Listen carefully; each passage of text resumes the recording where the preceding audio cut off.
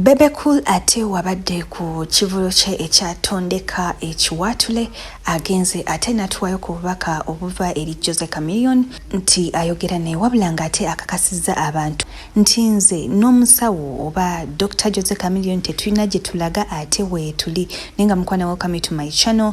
Gwe ompia kajoininga, make sure that you subscribe, like and share. Tap the notification bell so that you can be notified whenever I upload new videos on here.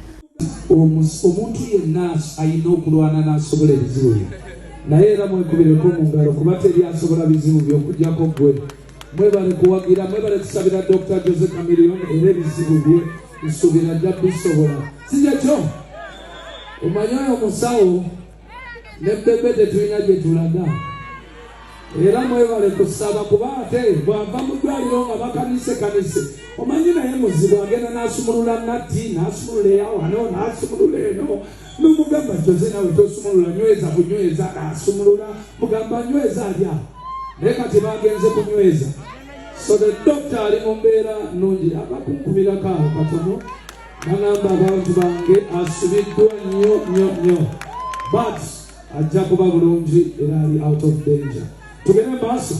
Naye nga bwebo obubaka ate Bebe bw'atuwadde obwa Jose Chameleon atugambye nti agetinga better and better era mwebale okumusabira era mwongere n'okumusabira wabula nga ate mukwano, hope you don't forget to subscribe, like and share. Tap the notification bell so that you can be notified whenever I upload new videos on my channel. Thank you so much for watching. Bye bye.